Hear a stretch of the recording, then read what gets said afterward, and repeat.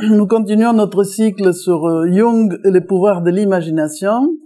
Et aujourd'hui, nous sommes arrivés, à petits pas, mais on est arrivés, jusqu'au sujet qui va traiter sur la géographie sacrée. Pour aborder ce sujet, je vais surtout m'inspirer et reprendre les travaux de Ferdinand Schwartz, qui est un anthropologue, philosophe, le fondateur de Nouvelle Acropole en France, et qui a beaucoup travaillé ce sujet à travers la notion de l'anthropologie du sacré, donc à travers un livre qui traite sur ces sujets, et également en se spécialisant dans l'étude de beaucoup de civilisations du monde. Donc aujourd'hui, d'une manière brève, je prendrai l'exemple de ce qu'il va traiter sur l'Égypte et sur Paris. Je n'expliquerai pas toute la symbolique de la géographie sacrée de Paris dans sa totalité. Pour ça, il y avait un très bon livre sur ça, mais je parlerai sur les origines du test, et on va arriver à Notre-Dame. Donc je pense que c'est une bonne image, un bon hommage de pouvoir parler de ceci. Donc, notre exposé, l'atelier va se diviser donc en trois sujets. Quand on va parler de géographie sacrée, on parle donc de comment l'être humain se situe dans l'espace-temps, les coordonnées spatio-temporelles qui font en fait notre cadre d'existence.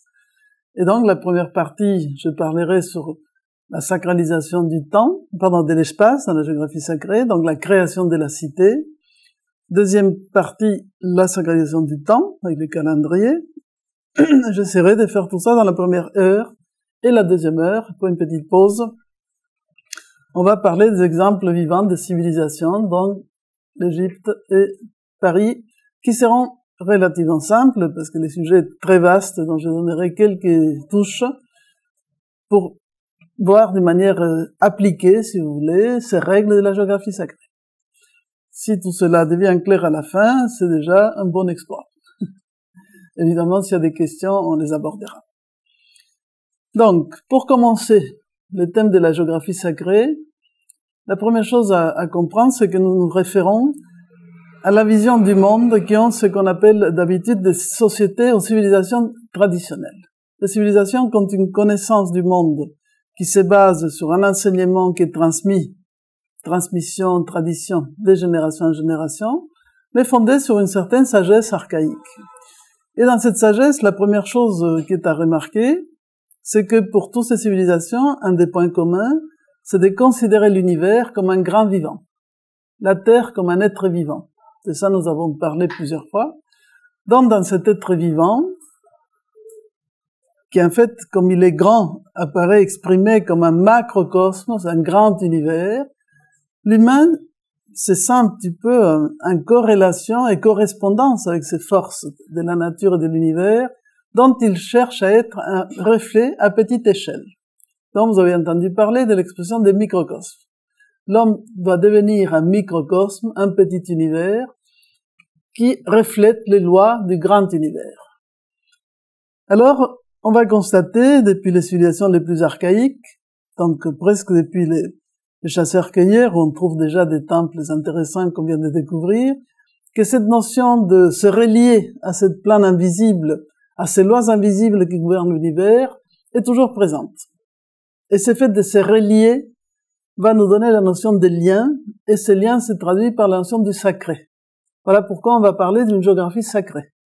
Nous habitons dans notre modernité une géographie, 3 petits points. À la limite un peu écologique parce qu'on pleure pour tous les désastres qu'on est en train de faire, mais la notion de la sacralisation de l'espace et du temps nous passe un peu à côté. Je dis pour la plupart des gens. Il y a toujours des honorables exceptions, mais d'une manière générale, notre culture, un peu, disons, rationaliste et un peu matérialiste, nous maintient un peu au ras du sol. Donc, comme on le verra pour la cité, nous sommes vraiment dans les plans horizontal. Tout ce qui est verticalité, on a un peu oublié qu'est-ce que ça voulait dire. Néanmoins, quand vous visitez la douce France, la chose qui frappe à travers tous les villages, c'est que au milieu de l'horizontalité des petites maisons, il y a toujours une flèche, il y a toujours un axe vertical. Que dans les cas, justement, de la France, c'est traduit par les églises, les cathédrales, en fait, toute cette empreinte du sacré sous la forme du christianisme, qui est la civilisation qui va, la culture et la religion qui va se développer en France. Bien évidemment, on aurait d'autres types de constructions ailleurs. Mais c'est intéressant toujours, pour parler de cette horizontalité, l'axe, une verticalité, l'idée toujours d'aspirer vers quelque chose. D'ailleurs, à une époque, les gens voyageaient pour faire des pèlerinages, ils allaient vers des lieux sacrés et qualifiés pour se relier à des formes de cette origine et cet invisible. Et aujourd'hui, le tourisme, qu'est-ce qui marche le plus dans le tourisme? Eh bien, ce sont les édifices sacrés, et ce sont les lieux de tradition, c'est là où on va. On va pas faire du tourisme pour aller dans les supermarchés d'ailleurs, parce que pour ça, on l'a chez soi. Mais quand même, que ce soit Notre-Dame, que ce soit l'Égypte, que ce soit toutes les grandes civilisations, c'est là où il y a des traces de cette aspiration à la verticalité, au lien entre l'humain et la nature et l'universel, continue à nous frapper. Alors ça veut dire que quelque part, il reste quelque chose. Quand nous rentrons dans un lieu sacré, je vais parler à la fin sur Notre-Dame, quand on va pleurer ensemble, eh bien, on rentre dans ce lieu, et tout d'un coup, hop, on regarde vers le haut. On se verticalise, on se redresse. Alors, qu'est-ce qu'il y avait dans la tête, ces gens, qui dans des temps très variés, dans des lieux très variés, ont toujours appliqué pratiquement les mêmes règles pour construire les cités et pour animer cet espace à travers la dynamique du temps. C'est un petit peu vers ça que je vais vous inviter d'aller maintenant, à travers donc mon exposé. Donc, évidemment, revenons donc à cette terre. On est dans un espace. Cet espace est animé par la dynamique de cette planète qui est entourée d'autres planètes et aussi du Soleil. Et toute la relation Terre-Soleil va être l'élément clé pour la géographie sacrée. Puisque on va rester, disons, sur l'aspect apparent des choses. Donc on a l'impression que ce Soleil tourne autour de la Terre. Et dans ce mouvement, il va s'élever à un endroit, se coucher à un autre.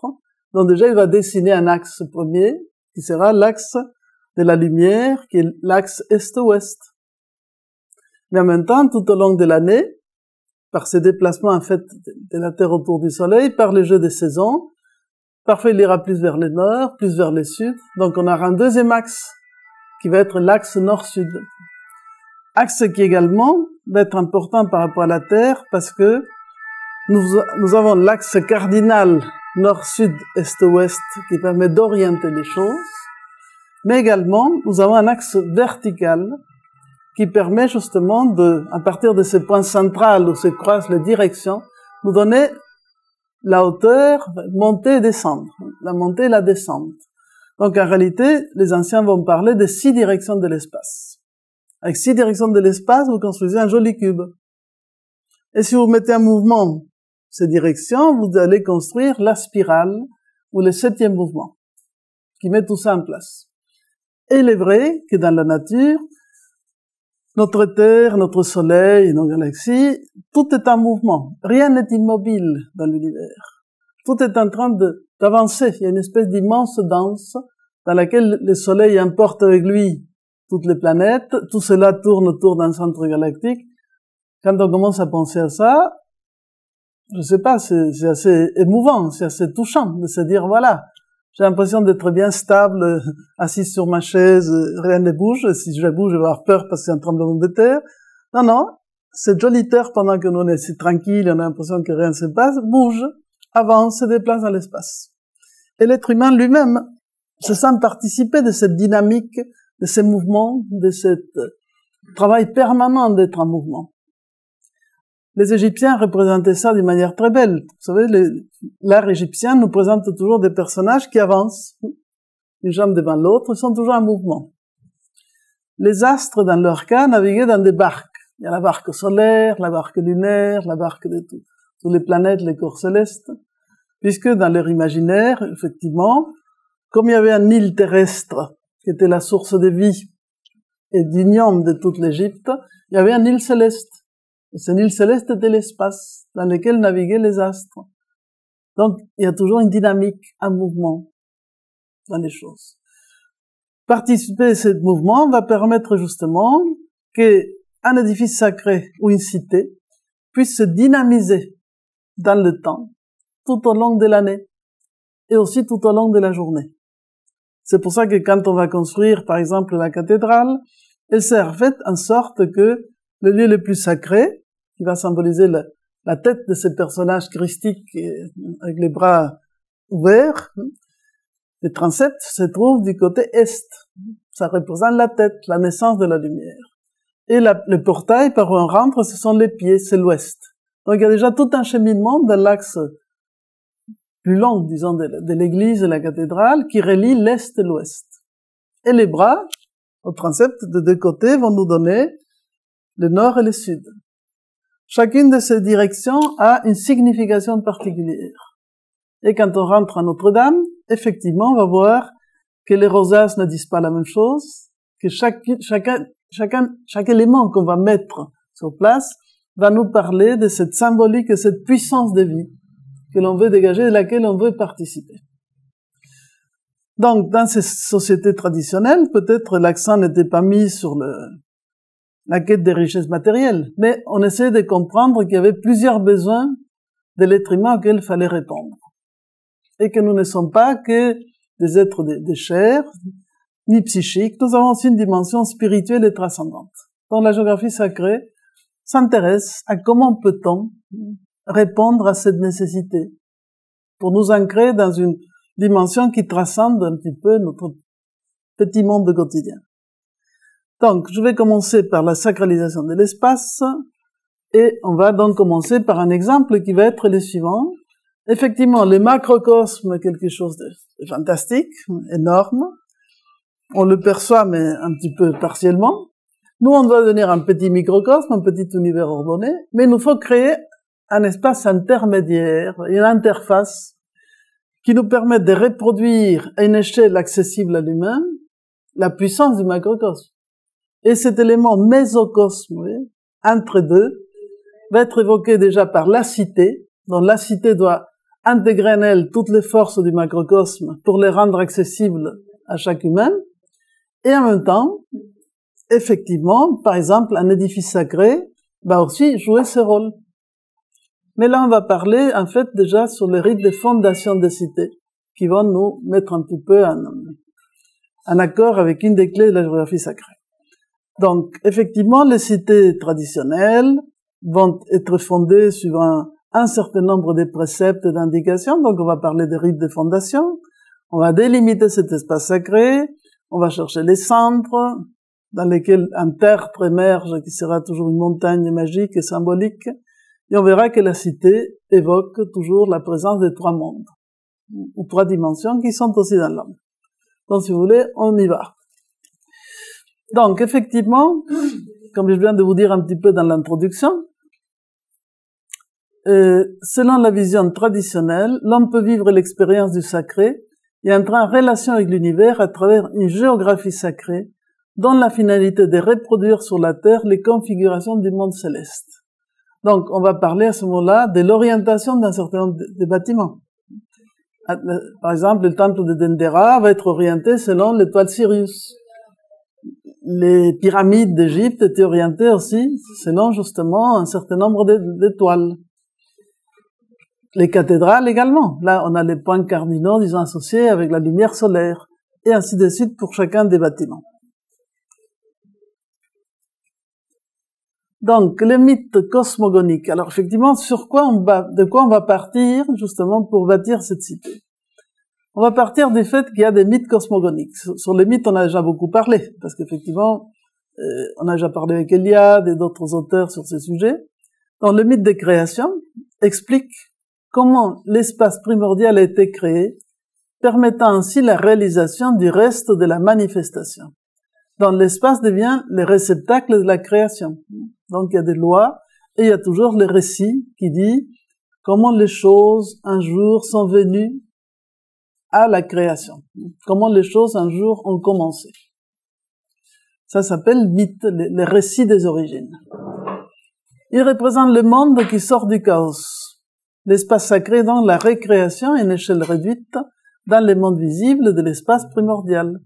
Il contient les principes intelligents, ordonnateurs, source de toute cohérence. Il sépare le sacré du profane. Alors, dans tous les récits, nous allons trouver des points communs. Ça, on les a déjà un peu traités.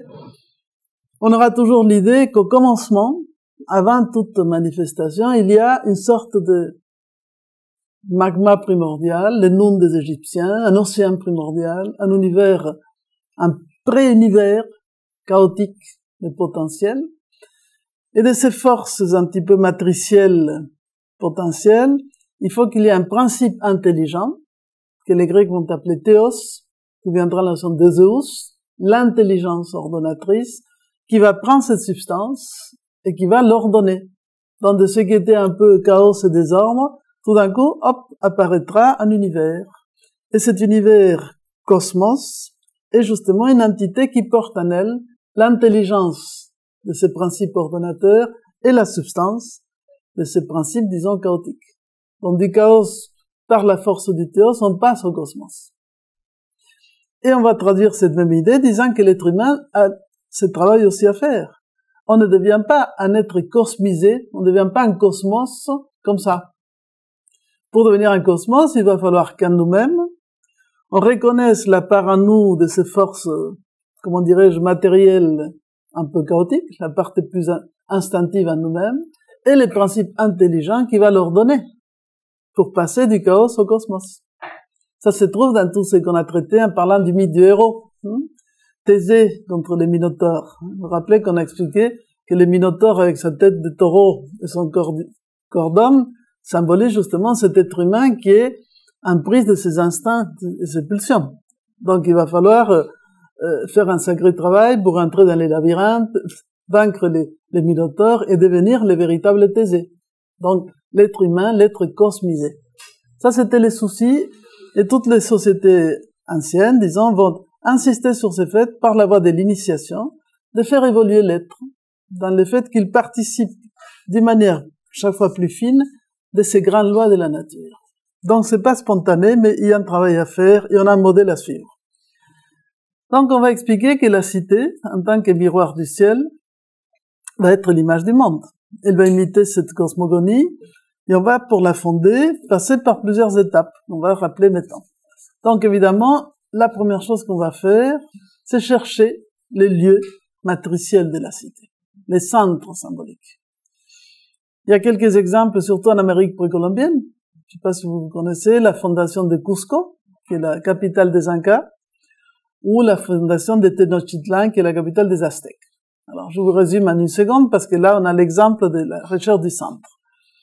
Quand il est question de trouver ces lieux dans lesquels les Incas, les premiers Incas, Manco Cápac et Mamaoclio, vont créer leur cité, indiqués par les dieux qui les envoient un petit peu à la recherche de ces lieux, ils portent avec eux un bâton en or.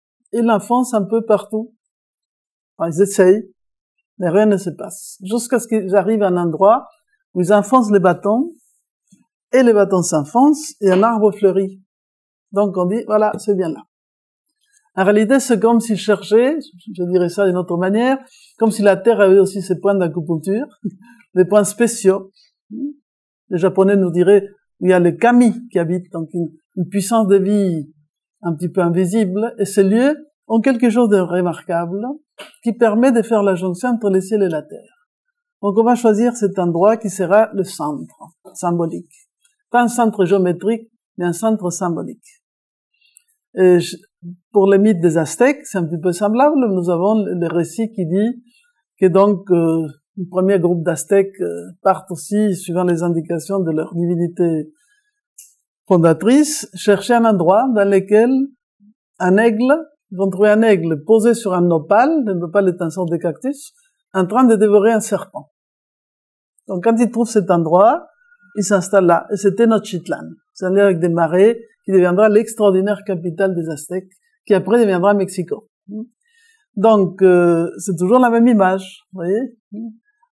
Pour les Grecs, par exemple, Delphes va être associé au lieu dans lequel deux aigles lancés par Zeus se croisent dans le ciel, et là pose l'omphalos. Omphalos, nombril du monde, pour les Grecs.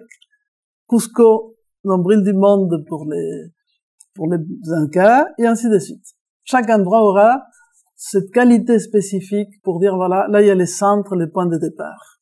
Une fois que les centres est trouvé, on va effectivement trouver la cardinalité. On cherche où est l'Est, où est l'Ouest, le Nord, le Sud, et on trace les 4 angles. Donc on s'oriente, on se fixe dans la base, la plateforme, toujours symboliquement carrée, qui nous permet d'orienter cet espace. On va creuser un mundus, un sillon sacré, et par exemple, si on prend le mythe de la fondation de Rome, on va faire, n'est-ce pas, autour, délimiter l'espace de la cité sacrée. Et ce qui va valoir dans les cas de la fondation de Rome, comme vous le savez, une fois que cet espace sacré est délimité, personne ne doit rentrer. Mais Rémus, qui n'était pas d'accord sur le choix de Romulus, rentre. Donc en fait, il profane les lieux sacrés.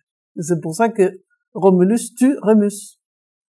Donc, c'est intéressant que dans les mythes de la naissance de Rome, nous avons des jumeaux, et on a cette idée que c'est les principes ou les lois qui doivent prévaloir sur les attaches, disons, personnelles, quelque part.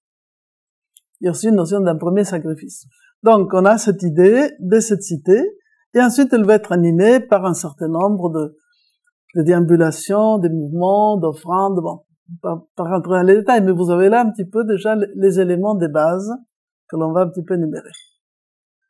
Donc, ce rythme d'orientation permet justement, en partant d'un monde idéal qui est celui de Dieu lors de la création, on va justement rentrer dans ce besoin de sortir du chaos pour entrer dans le cosmos. C'est ce que j'ai déjà expliqué un petit peu avant. Donc, et grâce à ça, justement, quand on oriente cet espace, comme on peut dire soi-même, je suis orienté ou désorienté. Quand je suis désorienté, on va avoir une expression populaire qui dit « un tel a perdu le nord ». Ah, on a perdu le nord. Mais le nord, c'est quoi? C'est un point cardinal.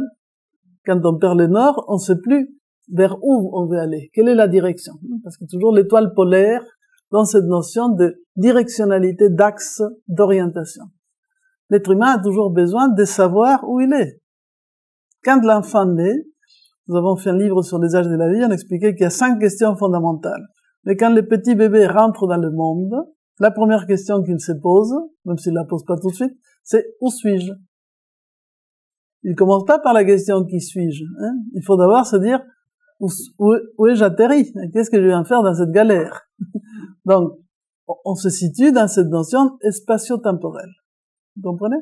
Dans cet espace, c'est important, et chacune de ces orientations aura toute une symbolique spécifique qui sera en rapport avec la Terre et avec le Soleil.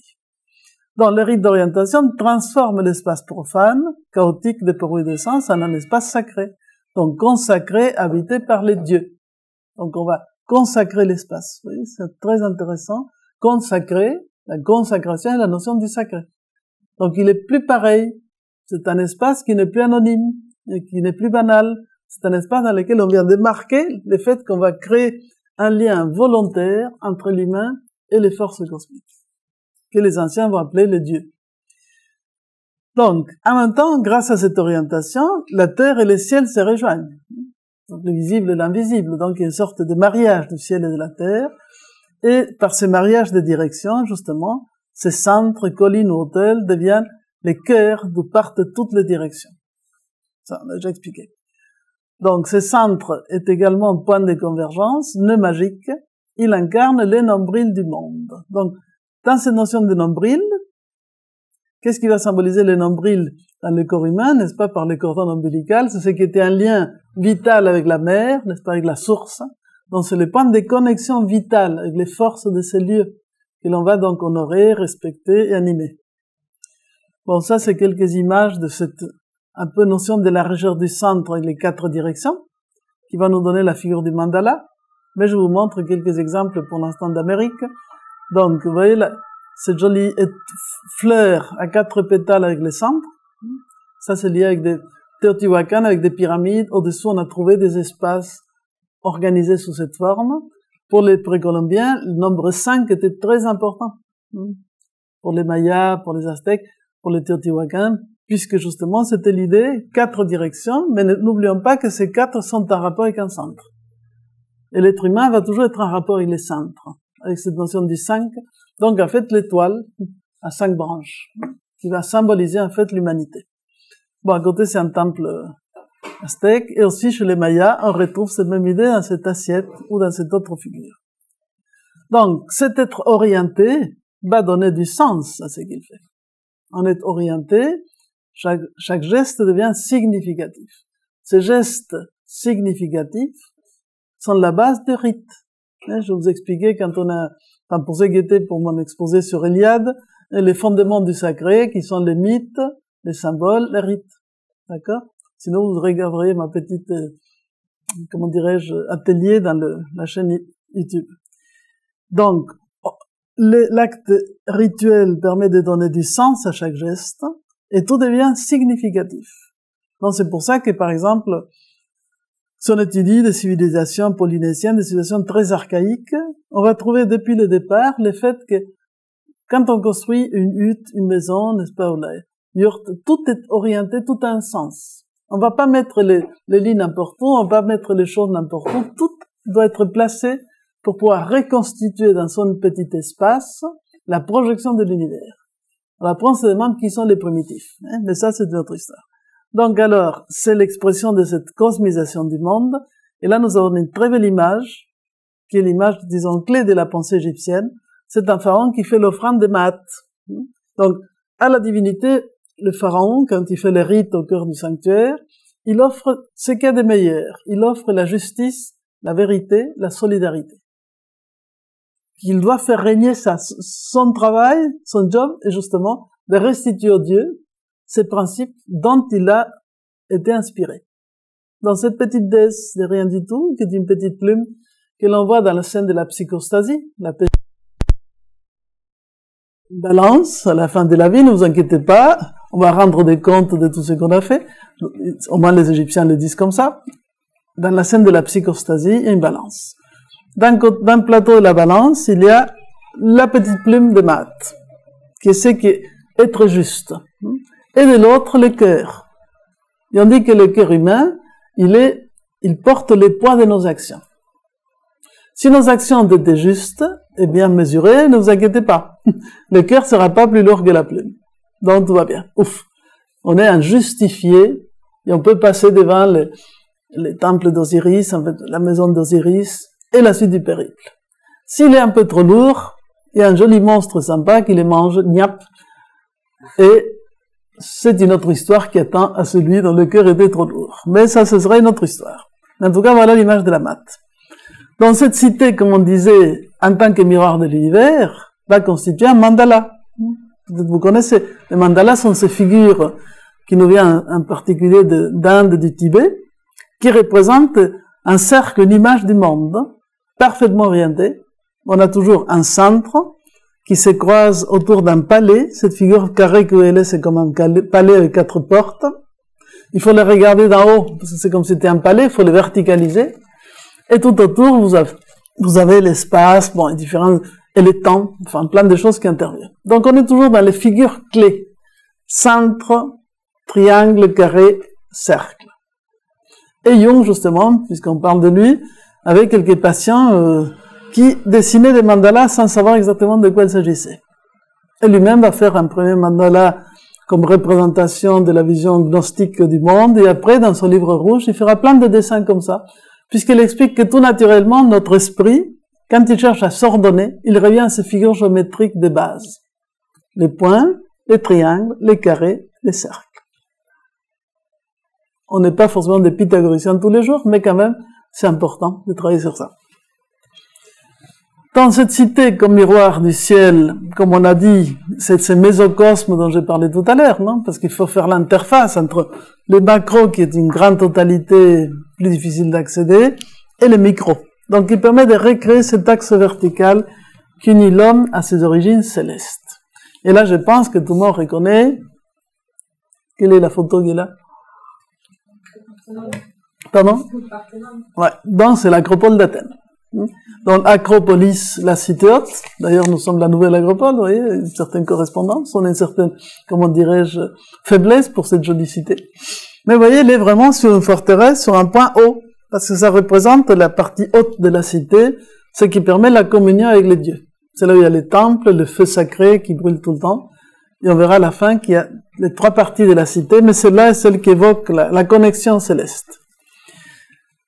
Donc, quand on s'installe dans un territoire, on fonde un monde, on recrée un monde. Donc, cet homme occupe progressivement des régions de plus en plus vastes sur la planète, il les cosmise. selon les modèles exemplaires révélés par le mythe cosmogonique. Grâce au mythe, l'homme devient lui aussi créateur. Et vous avez deux choses, Lhasa, qui malheureusement a beaucoup perdu de son caractère sacré, mais je jetterai un pudique voile, et Machu Picchu, la cité perdue, n'est-ce pas, des Incas. D'ailleurs, je fais une petite pause pub.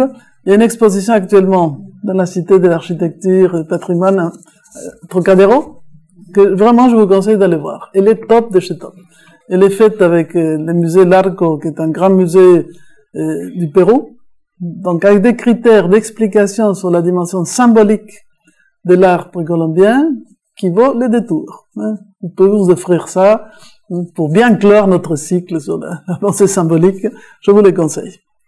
On va faire des articles sur ça, mais vraiment, il faut aller le voir parce que c'est une présentation comme c'est que nous on fait. Si on pouvait, on le ferait comme ça. Donc les pièces sont bien mises en valeur, séparées, des photos qui vous présentent les objets, qui expliquent l'essence de tout ça. Donc tout est fait pour comprendre vraiment de quoi s'agit-il. Mais pas dans une clé vase précolombien, argile, telle date. Non, non. C'est pas les côtés compilation mécanique, c'est l'explication de pourquoi ils ont fait ça, qu'est-ce qu'ils ont voulu dire. Donc, cette délimitation de l'espace sacré, il y aura donc, par exemple, en Égypte, c'est l'image du roi prêtre. Il y a toujours le fondateur. Donc, il y a quelqu'un qui est lui-même le canal entre ces forces célestes et terrestres. Pour ça, dans l'Antiquité, il y avait la notion du roi prêtre. C'est lui qui a à la fois la fonction de gouverner, mais aussi de faire l'intermédiaire avec le monde invisible, le monde céleste. Et en faisant cela, il doit incarner en lui-même une part de ses démiurges, de ses principes créateurs. Donc, là, nous avons une petite scène où c'est le pharaon qui, avec la déesse Séchat, vous voyez, une déesse qui a comme une espèce d'étoile sur la tête, il y a un compas. Ils sont en train de mettre des pieux, avec deux bâtons, avec deux pieux, ils sont en train de marquer l'orientation du temple. On trouve ceci dans les fresques des temples plutôt ptolémaïques en Égypte, mais c'est quand même extraordinaire, parce que ça donne vraiment l'idée que le temple ne sera pas fait n'importe où, n'importe comment. On va suivre des orientations. On observe le ciel, on prend les mesures, on oriente. Toujours une correspondance céleste et terrestre. Donc, ce centre est marqué par une relique, une statue, un arbre, qui n'est pas un centre géométrique, on a expliqué, c'est la vie qui doit émerger de là. Donc, c'est pas une question de symétrie. Au contraire. Pour les anciens, la symétrie est toujours un peu mortelle. Parce que vous coupez les choses de manière trop précise, c'est pas l'harmonie de la vie. L'harmonie de la vie, c'est le nombre d'or. Le nombre d'or, c'est une proportion, comme vous savez. Où le petit morceau d'un segment est au grand morceau, c'est que le grand est à la totalité. Donc, quand vous placez quelque chose dans le nombre d'or, vous n'allez pas placer un tableau juste au milieu, enfin, peut-être celui-là, je ne m'excuse pas, mais vous allez chercher dans le regard une proportion qui laisse plus ou moins dans les choses. Donc ça, c'est la proportion de la vie. Et là, vous avez cette image du monde, par exemple, Maya, où on retrouve les carrés, les quatre directions, l'arbre de vie, Maya, le monde céleste, le monde souterrain. On est toujours dans une notion d'une division ternaire du monde. Il y a un monde céleste, le ciel supérieur, un monde souterrain, qui représente un peu le ciel inférieur, et dans le parcours du soleil dans le ciel, de l'aube au crépuscule, il est visible, mais après il y a la question, que fait-il entre le crépuscule et l'aube? Parce que après il revient. Comment il a fait? Par où il est passé? Donc ça, c'est les grands mystères de ce ciel diurne et nocturne, sur lesquels les Égyptiens ont fait de très belles choses. Bon, quant au tracé de la croix cardinale, effectivement, c'est pendant ces rites de fondation qui devient cette superficie carrée, rectangulaire, bon, le monde horizontal. Je l'ai déjà un petit peu expliqué. Donc, à partir de là, vont partir 4 voies, toujours les 4 directions. Dans les mondes de Cusco, c'était extraordinaire. Il y avait donc, à partir de ces centres de Cusco, ils vont tracer 4 grandes routes qui vont aller dans les 4 directions de cet empire inca. Là, vous avez l'image, justement, dans un codex mexicain, de la fondation de Tenochtitlan, la capitale qu'est-ce que j'ai dit tout à l'heure? Oui, Mexique, donc la capitale des Aztèques. Ça deviendra Mexico après. Donc, vous voyez, vous avez toujours, vous voyez les carrés magiques au cœur duquel, les centres, et qu'est-ce qui se trouve dans les centres? Le nopal, vous voyez, cette espèce de cactus, sur lequel il y a un aigle, enfin un peu stylisé, et au milieu on ne voit pas très bien, mais l'aigle dans le cerceau, il tient un serpent. Donc en fait on est toujours en train d'évoquer l'axe du monde avec l'arbre, le monde tellurique, les forces de profondeur toniennes qui sont symbolisées par les serpents, et l'univers céleste par l'oiseau.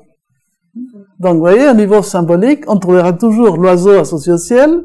Pourquoi l'oiseau est associé au ciel? Parce qu'il habite dans le ciel en général. Hein? Pourquoi le serpent est associé aux profondeurs? Et en même temps, c'est les énergies vitales, vous voyez, les cours d'eau, etc. Bon, il a plein de fonctions. Le serpent est d'une richesse incroyable, monde souterrain. Et que fait l'arbre? L'arbre, au niveau des symboles, depuis les temps les plus archaïques, est extraordinaire. Parce que justement, il évoque cette capacité naturelle de relier les mondes. Dans l'arbre, nous avons les racines sous terre, la force verticale de l'axe de l'arbre, et le déploiement de la canopée, le sommet de l'arbre dans le ciel. Et dans ce sommet de l'arbre habite, en même temps, il est lui-même porteur de vie, des fleurs, des fruits, etc. Et habite des tas d'autres êtres. Donc vous trouverez dans beaucoup de traditions des arbres de vie. Et on trouvera même le célèbre arbre, n'est-ce pas, du jardin du paradis, qui était l'arbre de la connaissance du bien et du mal, gardé par un serpent. Et quand nos chers petits ancêtres, surtout, comme vous savez, hein, pour les filles Ève, c'est toujours la faute à la femme, chercher la femme, décide de croquer la pomme, enfin la faire croquer au garçon, voir si elle est pas imposée. Non, je plaisante. Et donc, évidemment, en croquant cette pomme, on sort de cet état un petit peu d'inconscience pour accéder, aller pas vers la connaissance. Et quand on rentre dans le monde de la connaissance, on rentre dans le monde de la dualité. Et voilà, et c'est parti. Bien, mais il y a plein d'autres. Il y a l'arbre de la Kabbale qui est associé à des formes de sagesse. Enfin, la richesse des arbres est extraordinaire. Et on continue tous à être amoureux des arbres. Dès qu'on est un peu déprimé, on embrasse un arbre, vous voyez. Et on se régénère. Eh bien, effectivement, par rapport à cette image de la montagne magique, c'est toujours l'idée, voilà, on a un point d'émergence d'une force puissante qui s'est traduite par une autre figure symbolique extraordinaire qui est la montagne. Il y a toujours une montagne. La montagne représente la terre qui se verticalise, hein, qui s'unit avec le ciel. La pyramide égyptienne. Les premiers tertres, dans l'océan primordial, les tertres se lèvent, sur les tertres se pose l'oiseau, ou jaillit l'oiseau, ou le soleil qui se pose sur la pyramide. D'accord? On a toujours cette verticalité. Et là, vous avez un monument incroyable, qui est en fait un monument sacré, à Borobudur, qui est un monument consacré à tous les Bouddhas. Donc, dans ces espèces de petites cloches, il y a tout autour des Bouddhas. En bas, il y a la vie du Bouddha. Et au sommet, au centre, il y a une cloche vide, parce que c'est la vacuité. Donc, c'est l'unité primordiale au-delà de toutes les formes. Donc, vous voyez, si l'humanité crée des choses comme ça, c'est qu'il y a des gens qui voient au-delà, n'est-ce pas, du béton de tous les jours. Au-delà des serpents. Ah, voilà, au-delà des serpents, tu as raison, exactement. Donc, les carrés magiques, donc, est entouré de deux cieux, visibles et invisibles. Et là, vous avez une autre image, comme ça. Dans cette terre pure. Donc, on explique justement qu'il y a une montagne initiale, une terre sacrée, qui n'a jamais été polluée. Donc, ça symbolise le mythe de la montagne originelle, le lieu de la sagesse atemporelle. Certaines traditions orientales nous disent qu'il y a 5 continents. En fait, là, vous avez un peu cette image. Il y a 4 continents. Et au centre, il y a le célèbre, dans la tradition hindoue, ce sera les monts Meru. Au Tibet, ils auront d'autres noms, mais c'est un peu ça, cette représentation. C'est cette montagne du centre, cet axe central, qui n'a jamais été submergé et qui symbolise ce qui porte la plus grande sagesse. Dans l'astrologie, qui est un autre de mes sujets, disons, de prédilection, et vous avez le signe du Capricorne, qui va symboliser cette pyramide, cette montagne, la terre qui se verticalise. Il y a la terre printanière du Taureau, petits oiseaux, petites fleurs, piou-piou, n'est-ce pas, l'amour du printemps. La terre productrice et généreuse de la Vierge, qui donne les épis, les blés, vous voyez, qui alimente tous les êtres, qui civilise, qui nourrit. Et la terre escarpée, vous voyez, d'une montagne qui est montée par la chèvre Capricorne, et qui représente la force ascensionnelle de la nature et de la terre. Donc l'humain aussi cherche cette force ascensionnelle. Donc, voilà où je voulais en venir. Effectivement, ça on l'a expliqué certaines fois, mais je le rappelle. Si nous reprenons une fois de plus ce petit monde grec qui nous plaît beaucoup, si nous voyons un peu la vision platonicienne de l'être humain, ils vont nous expliquer que l'être humain se compose de 3 mondes, il participe de 3 réalités à la fois, minimum. Bon, en Inde, vous en avez 7, donc vous voyez, avec 3, c'est déjà quelque chose. Il y a le plan physique, soma. Nous avons un corps, des énergies vitales, un corps physique. Il est là, tout le monde le voit, etc. Mais on n'est pas que ça. À l'intérieur, il y a le plan appelé des psychés. Psyché, c'est le domaine des émotions, des pensées, du ressenti. Au cœur de la psyché, il y a notre ego, notre petit moi qui dit, voilà, c'est moi, blablabla, je me reconnais dans le miroir. Je suis plus joyeux, plus triste, enfin, je passe par tous les états. Mais cette psyché, donc, est un petit peu changeante. C'est un peu comme un papillon. Et plus haut, vous voyez, plus haut, il y a un autre plan que les Grecs et Platon appellent nous. C'est pas le nous, mais c'est le nous, qui symbolise la dimension de l'esprit. Donc la racine, la petite flamme que chacun porte en soi et qui est atemporelle et transcendante. Donc quand l'homme meurt, dira Platon, effectivement, la partie somatique et psychique se dissolve, mais cette âme part ailleurs, quelque part. Et même, comme il le dit dans le mythe d'Air, elle va revenir, parce que Platon conçoit la notion de réincarnation, comme beaucoup d'autres sages essentiels, pour lesquels une seule petite existence nous paraît, ou leur paraît, un peu limitée pour finir les enseignements de l'école de la vie. Comme dirait Cyrano, c'est un peu court. Donc, vraiment, il va falloir reprendre l'école, et c'est un peu ce qu'il explique. Et donc, cette étincelle, enfin, je résume très vite, c'est Nous. Alors, quand on va construire la cité comme mésocosme, n'est-ce pas, intermédiaire entre réalité, parce que l'univers est conçu comme ça. Les planètes sont conçues comme ça. Les corps célestes sont des divinités. Donc, ils ont aussi un corps, une âme et un esprit. Alors, expliquer que la Terre a un esprit aujourd'hui n'est pas très à la mode, mais nous, on le dit, parce qu'il faut revenir à ça, sans ça, le projet Gaïa va prendre du plomb dans l'aile. Donc, alors, quand on construit la cité, forcément, il va falloir penser à ces 3 parties dans la cité. Et par rapport à ça, le modèle de la cité grecque est très, très clair et très beau. Vous avez quoi? Vous avez, justement, je vais commencer d'en bas vers le haut. En bas, en fait, enfin, la cité se prolonge en quelque sorte dans les champs qui sont autour, la grosse. Dans la grosse, nous avons quoi? On va cultiver, à l'époque c'était pas des patates, mais tout ce qui va permettre cette vie de quoi? Du soma. Donc, c'est les champs. Parce que les cités antiques avaient une part des champs autour. C'est pas simplement la cité dortoir ou des super buildings. Il y avait quand même de la végétation tout autour.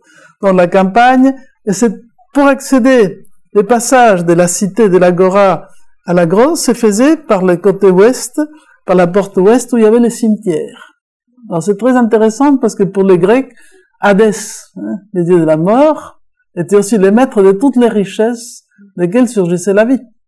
C'est la mort qui naît la vie.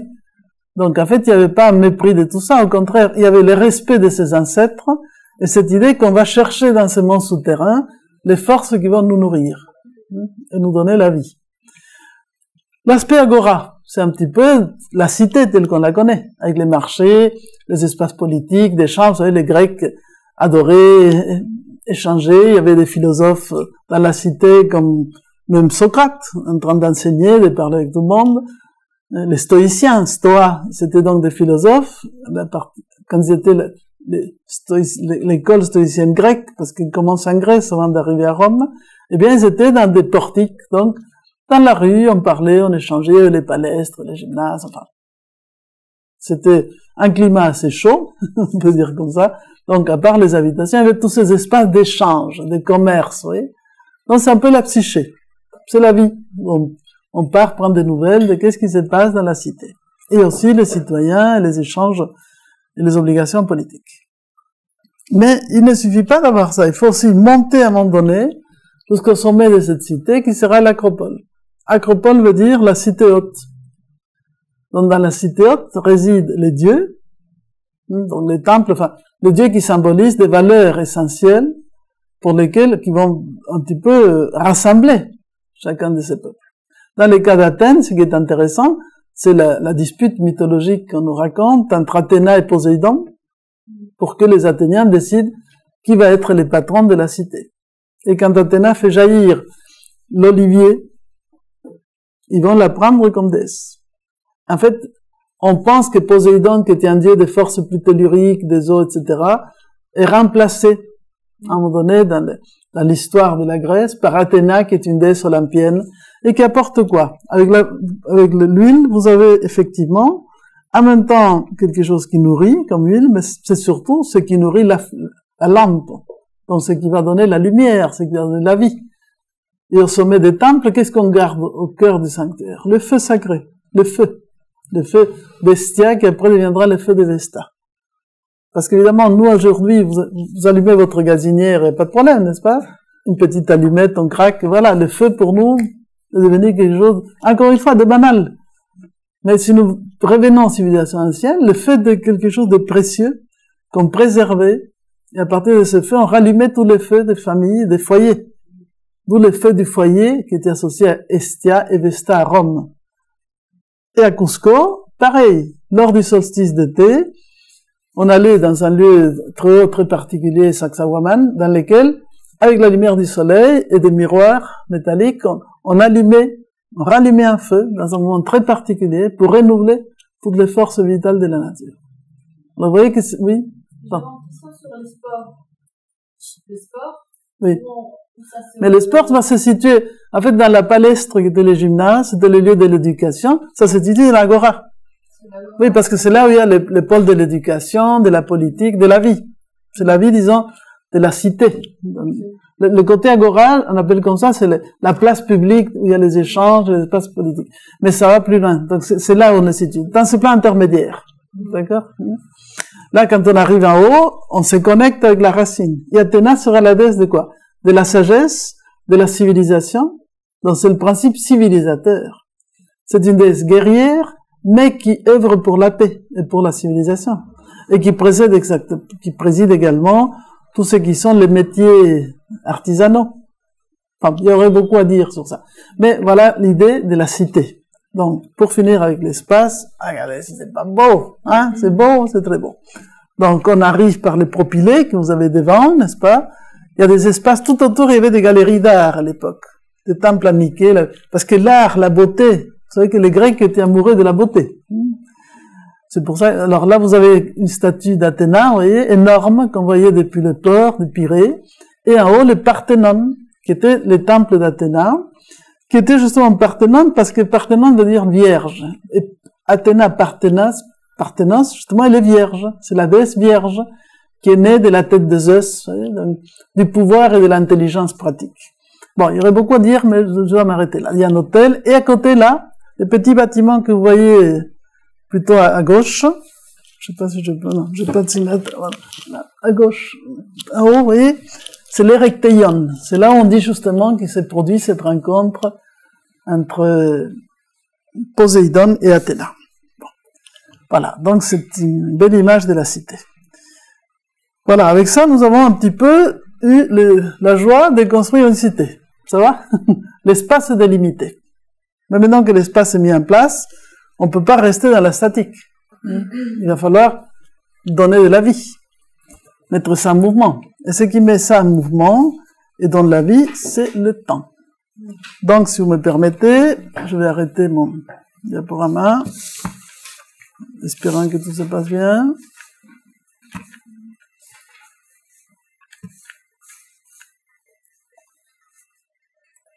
Tac. Bon, là, simplement, la dernière diapo. Bon, ça, tac. Alors, je vais passer au deuxième.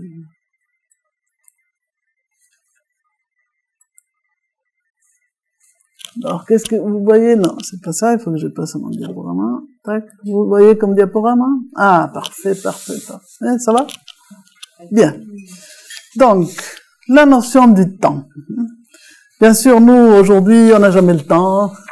On court derrière le temps. En fait, on a la montre qui nous emprisonne, hein, parce que qui tient qui? C'est nous qui tenons la montre ou la montre qui nous tient à nous, hein?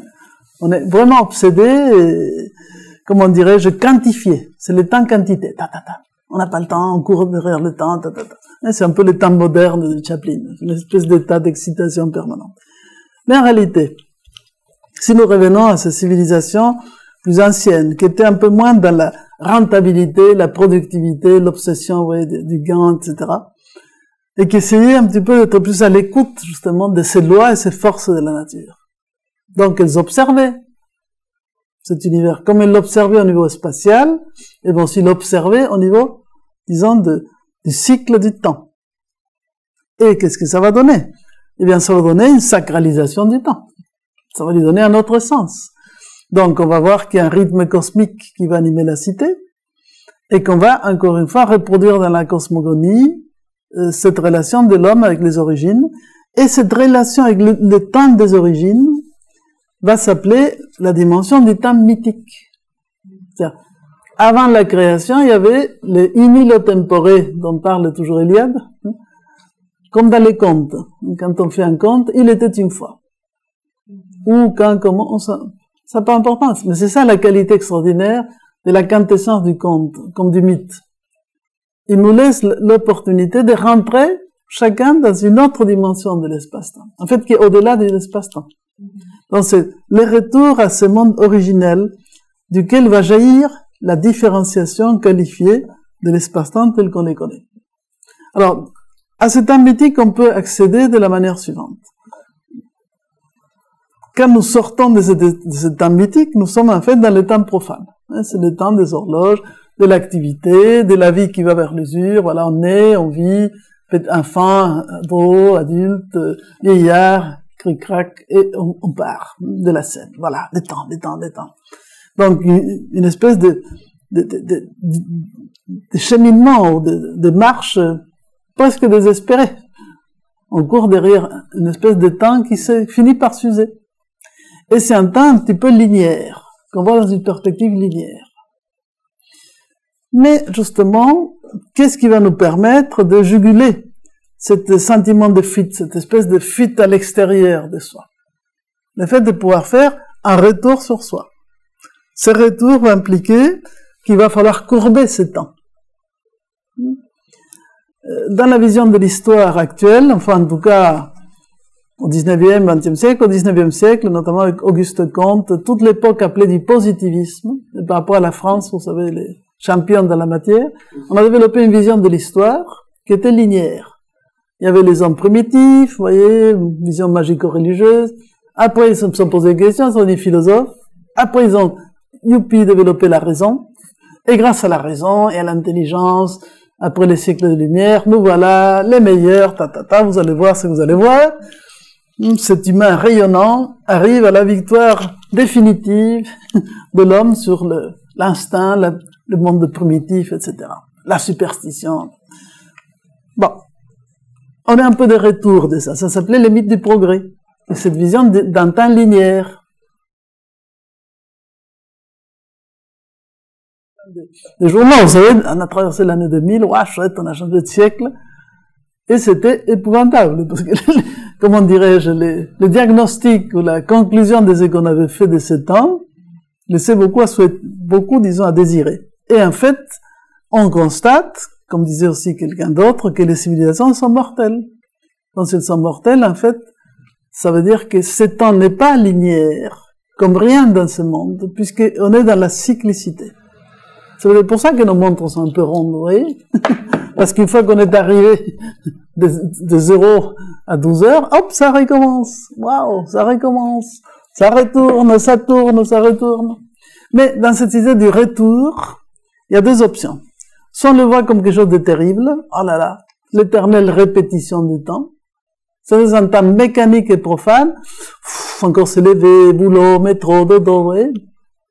Tout le tralala répétitif, mécanique, alors la personne, c'est ça un peu en prison, quoi.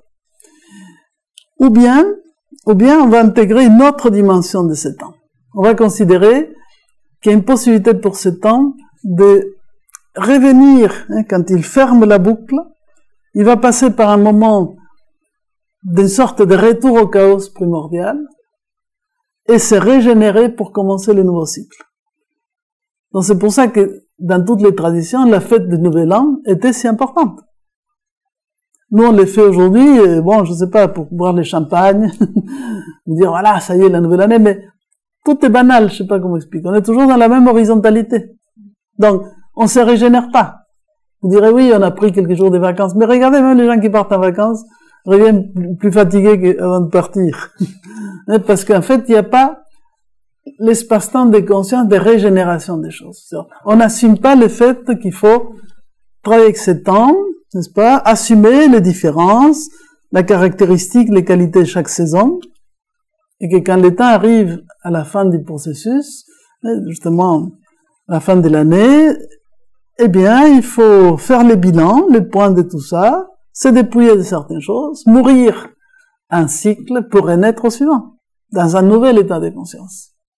La conception de la cyclicité de l'énergie de vie est très importante, parce que à ce moment-là, on se sent vivant.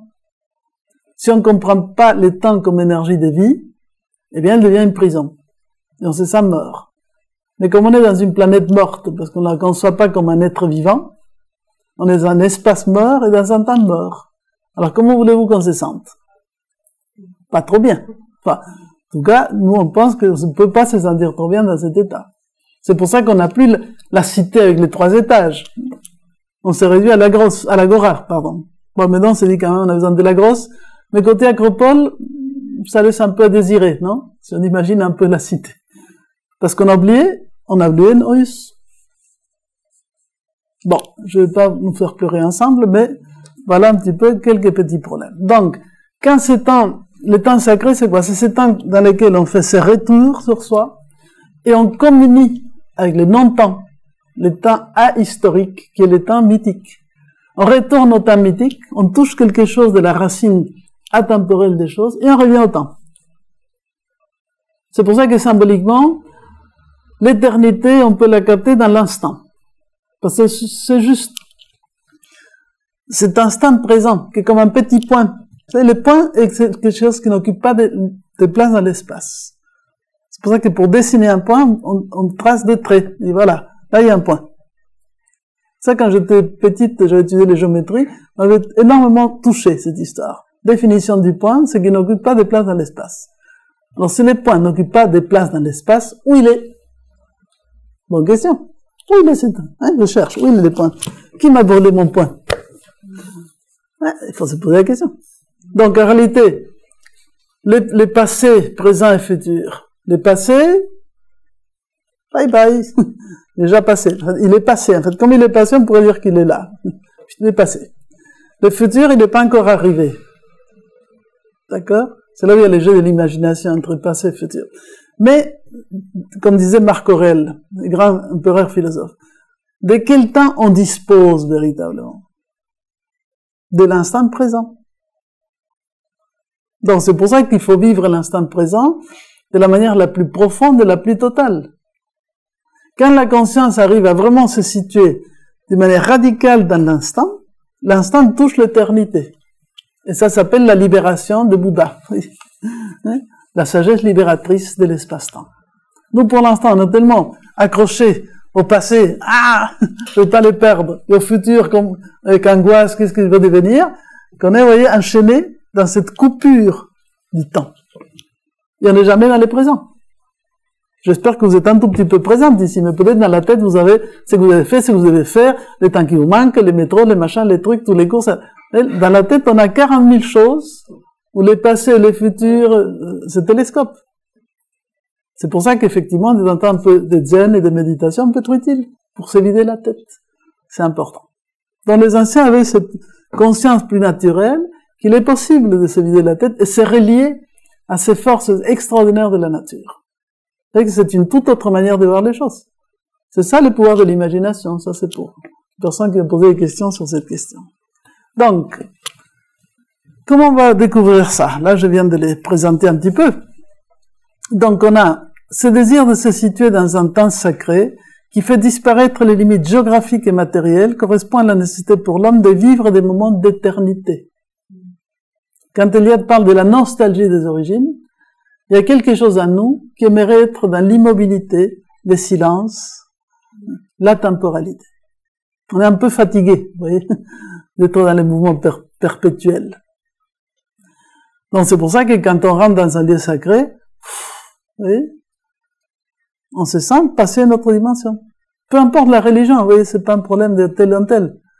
Les points communs de l'humanité, c'est le besoin de créer ces espaces, vous voyez, ces lieux qualifiés, où la conscience s'accroche par le haut. Nous sommes donc en présence d'une volonté d'abolir le temps normal, profane, pour vivre en temps sacré. Et là, vous avez un petit omphalos de Delphes, petit nombril de Delphes, en pierre. Donc, 3 temps, là vous avez compris ce que j'expliquais, temps mythique, ou temps des origines, matrice, qui est un temps d'éternité. Temps sacré, qui à travers les cycles produit l'éternel retour aux origines. Donc si on conçoit la notion comme éternel retour aux origines, c'est fantastique, parce qu'on va se ressourcer, on meurt pour renaître un nouveau cycle. Tandis que si on est dans une linéarité, vous voyez, on cumule les années, comme le fait d'un calendrier, et à la fin on est écrasé. Tant d'années j'ai passé, c'est incroyable. Donc, ce temps profane, linéaire et chronologique est susceptible de se transformer en temps sacré. À tout moment, on peut basculer, je sais pas comment dire. Nous avons en nous un programme, entre guillemets, dans notre imaginaire, qui nous permet de faire les clic-clacs, de passer d'une chose à l'autre. Il faut encore le vouloir. Donc, par rapport à ce temps mythique des origines, pour la mentalité archaïque, dans ce temps n'est pas homogène. Vous voyez, il y a plusieurs natures du temps. Donc, dans ces mythes cosmogoniques, l'espace est créé en premier. Revenons à l'histoire encore chez les Grecs. On revient toujours aux Grecs, c'est incroyable. Uranos. D'abord, il y a le ciel étoilé, Uranos, qui se couche sur Gaïa, la Terre. Mais à un moment donné, comme tous les enfants qui naissent, il les fait garder dans les ventres de la Terre décide que l'empereur a le bon de ça, et donc le dernier petits enfants qui naît lui donne une faux, et quand Uranos, qui en fait ciel étoilé, arrive la nuit, se coucher sur la déesse, ce petit Chronos, comme il va s'appeler, sort du centre de la Terre, et il fauche les organes génitaux d'Uranos. Alors Uranos, hop, le ciel s'éloigne, et Chronos se met en place. Et Chronos, c'est le lieu du temps. Mais d'abord, on avait un espace, vous voyez, immobile, et Chronos devient aussi un temps immobile, c'est le temps avant le temps. Parce qu'il avale ses enfants, il ne laisse pas le temps se dérouler. Il va falloir encore une ruse supplémentaire. Quand Rhea lui donne une pierre à manger, elle sauve le dernier de ses enfants, qui s'appelle Zeus, qui à son tour va détrôner Chronos. Et quand Zeus détrône Chronos, on est dans la 3e génération divine, ça y est, on va mettre en place le cosmos. Donc il devient le Dieu ordonnateur du monde. Donc là oui, espace-temps s'incarne. Et les 3 mondes, donc Zeus gouverne les ciels, Poséidon la terre et les eaux, et Hadès le monde de sous-terre. Donc on organise les mondes, on organise les points cardinaux, et tout se met en place, et nous sommes dans l'univers tel qu'on les connaît. D'accord? Mais avant, il y avait un temps immobile, Chronos, qu'on va aussi appeler Aion, dans un certain cas, et avant encore Uranos. Vous voyez? Les 3 états. Donc, après, c'est le père de l'univers qui n'est pas dynamisé. Donc il y a également cette idée d'une jeunesse éternelle, un âge d'or, dans lequel le temps ne s'écoule pas. C'est pour ça que quand Saturne est détrôné par Zeus, il se retire quelque part. Certaines versions vont dire à Rome dans l'Elatium, où il y aura un espace qui est l'âge d'or. Puisqu'il est le temps qui ne s'écoule pas. Une espèce de paradis, vous voyez. Donc ce temps mythique est le grand temps des origines. Donc on va restaurer ce temps. Comment on va faire pour pouvoir se relier à ce temps des origines? Par une action rituelle. Donc c'est pour ça qu'il y aura les rites du Nouvel An. Vous direz, mais ils sont bêtes, c'est un peu comme les rites journaliers dans les temples égyptiens. Tous les matins, n'est-ce pas, le pharaon fait un rite dans lequel il éveille la statue, n'est-ce pas, il communie en fait avec les renouveaux de la création. Parce que chaque jour est à lui-même une création, une pleine création. Donc, le soleil se lève, la vie recommence, donc la lumière rentre jusqu'au fond du sanctuaire, on ouvre le naos et on fait toute une offrande pour participer de cette renouveau. Ça ne veut pas dire que les Égyptiens étaient tellement bêtes, comme disaient certains textes que j'ai lus il y a un certain temps, qu'ils croyaient qu'ils ne faisaient pas les rites, le soleil ne se levait pas. Ils savaient parfaitement que le soleil se levait. Mais l'intéressant, c'est que si on participe consciemment de cette force de rénovation journalière, de cette force céleste, notre conscience devient un peu solaire. Vous comprenez? Donc on participe de cette émergence de la lumière qui est associée toujours à la sagesse. Et on participe du couchant. Donc il y a 3 moments rituels dans la journée. Donc pour les Égyptiens, les rites étaient journaliers.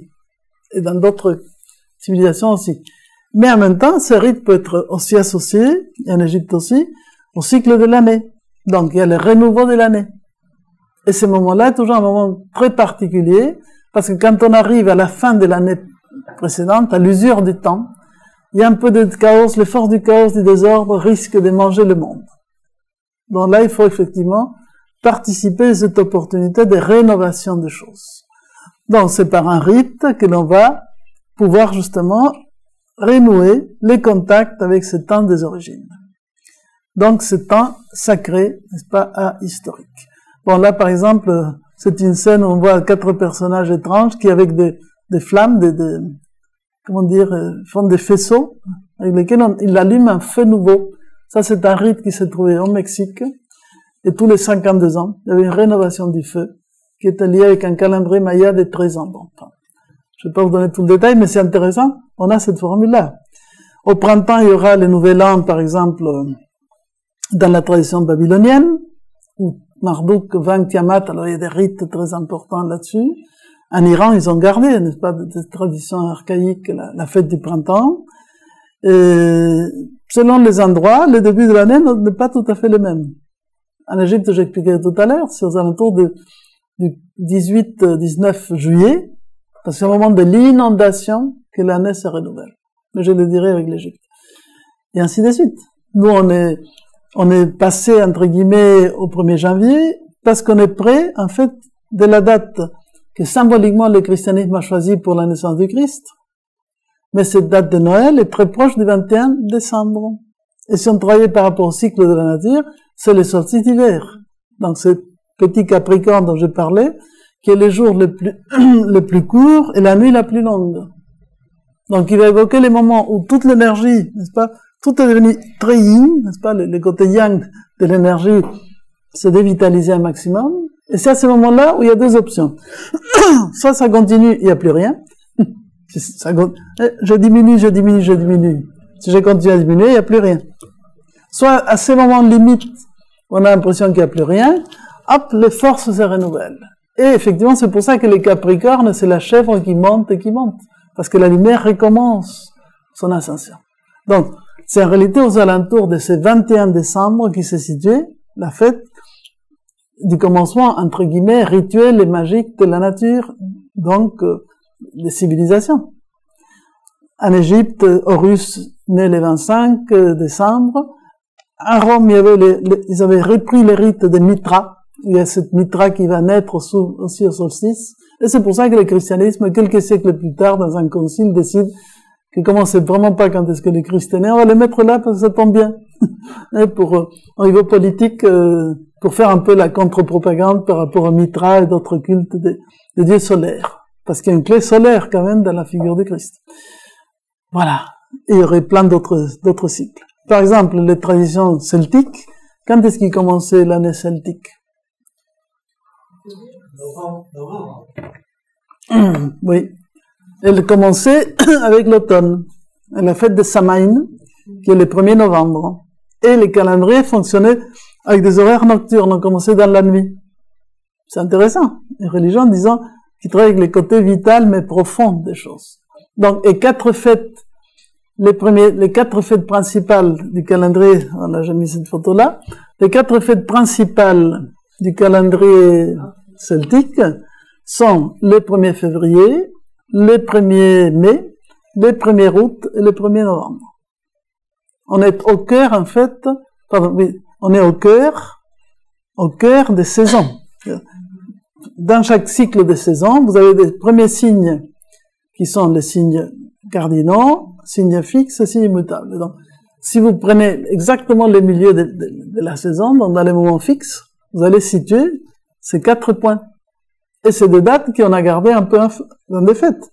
Le 1er mai est devenu la fête du travail, mais la fête c'était quand même la fête des clochettes, de la vie, de la nature, de l'amour. Bon, à la Renaissance, c'était la fête de l'amour. Les premiers février est une fête un peu de purification rituelle des bétails et autres, qui est restée avec le carnaval, parce que toute la fête du carnaval avait pour rôle, justement, de faire que le monde, fallait assumer un peu dans la phase du Verseau, en quelque sorte, que le monde tournait à l'envers. Parce que l'hiver était le monde sans dessus-dessous.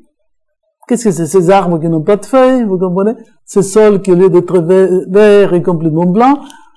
C'est un monde inversé, l'hiver. Donc, pour accentuer cette inversion du temps, on célébrait les fêtes de carnaval, qui correspondaient aux Saturnalia romaines. D'accord? Il y a la fête. Pardon, c'est aussi la chandeleur, parce qu'en fait, Oui, mais je dis aux alentours de ça. Je fais une approximation par rapport au sens de la fête.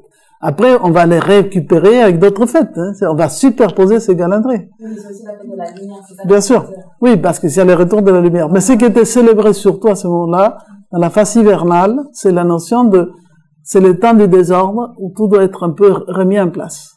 C'est plus proche de cette idée.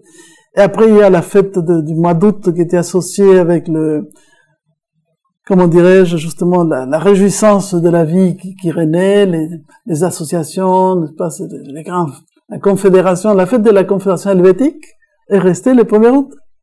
C'est la fête de Glashad. Et le Samaïn, le 1er novembre, c'était le moment dans lequel les morts revenaient. Pendant 2 ou 3 jours, il fallait, les accepter, échanger avec eux. Et c'est resté la fête des morts. Et au Mexique, qui a une tradition justement de culte de la mort très puissant, la fête des morts est quelque chose d'impressionnant. Mais finalement très joyeuse, parce qu'on va mettre plein de lumière dans les cimetières, etc. Donc, il y a l'idée d'assumer la vie et la mort comme une continuité. Donc, voilà. Donc, on instaure ces calendriers qui courbent les rythmes, et donc, le temps est devenu vital. Voilà. Donc, je vais un petit peu plus vite parce que je vais arriver à ma 3e partie.